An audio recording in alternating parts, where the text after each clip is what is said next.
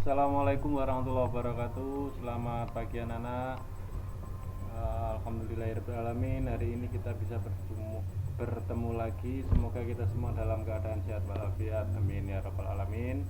Pada hari ini kita akan mempelajari tentang subtema yang ketiga, bahasa Indonesia, masyarakat sejahtera dan negara kuat.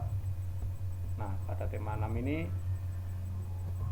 kita akan membahas lebih lanjut dari materi sebelumnya. Sebelum kita mulai kegiatan hari ini, alangkah baiknya kita berdoa dulu supaya diberi kemudahan oleh Allah Subhanahu wa taala dalam menuntut ilmu. Berdoa mulai. Selesai.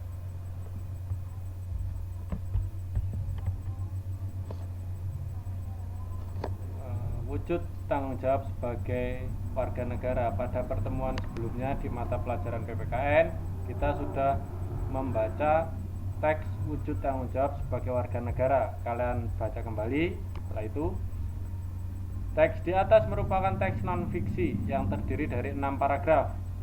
Setiap paragraf memiliki gagasan utama. Gagasan utama dapat terletak di awal paragraf, deduktif, di akhir paragraf, induktif, dan di awal serta di akhir paragraf atau campuran. Gagasan utama juga terletak di tengah paragraf. Gagasan utama atau ide pokok atau pokok pikiran memiliki ciri yang paling umum di antara kalimat-kalimat lainnya. Kalimat lainnya merupakan kalimat penjelas yang bersifat menerangkan maksud dari gagasan utama yang berada di dalam kalimat utama tadi. Jadi pada teks bacaan wujud tanggung jawab sebagai warga negara ada 6 paragraf tadi. Kalian cari paragraf gagasan utamanya, maaf.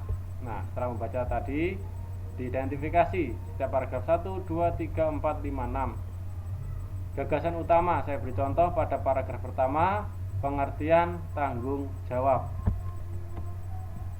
Ini pada paragraf pertama di sini adalah pengertian dari tanggung jawab. Letaknya di mana? Di awal paragraf. Di sini. Tanggung jawab merupakan kesadaran. Ini artinya atau pengertian dari tanggung jawab. Letaknya di mana? Di awal.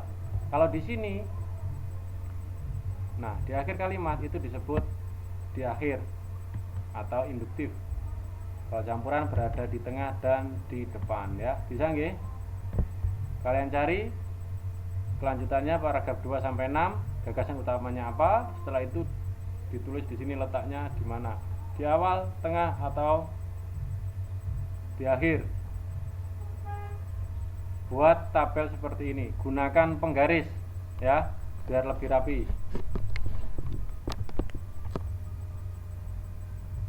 Selanjutnya, bacaan dampak pelaksanaan tanggung jawab.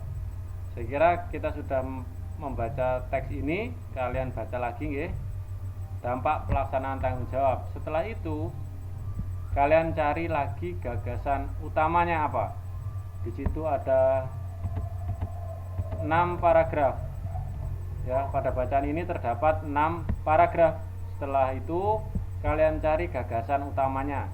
Saya beri contoh pada paragraf 1, dampak pelaksanaan tanggung jawab. Ini gagasan utamanya. Setelah itu, kalian tulis informasi penting dari teks tersebut atau dari paragraf pertama tadi. Informasi penting pada paragraf pertama yaitu pelaksanaan tanggung jawab sebagai warga negara memiliki dampak positif dan negatif.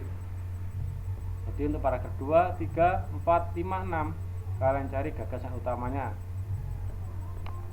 Jangan lupa cara mencari gagasan utamanya ada 3. Maaf, saya ulangi, kalau cara mencarinya itu banyak dan kalian harus ingat bahwa gagasan utama atau ide pokok itu macamnya ada 3, yaitu yang pertama gagasan utamanya terletak di depan atau di awal paragraf. Yang kedua di akhir paragraf serta di akhir paragraf. Serta di tengah ya. Atau di tengah ya, atau di awal dan di akhir. itu campuran kalau berada di situ ya. Jadi ada 3 macam. Yang pertama induktif berada di depan, deduktif berada di depan, induktif berada di belakang, yang terakhir yaitu campuran berada di tengah ataupun di awal dan di akhir. Sama nggih? Nah, itu tugas dari saya ada 2. Untuk materi hari ini saya kira sudah cukup. Saya akhiri pertemuan kali ini. Bila ada kata dari saya bila ada salah kata dari saya mohon maaf yang sebesar-besarnya. Wassalamualaikum warahmatullahi wabarakatuh.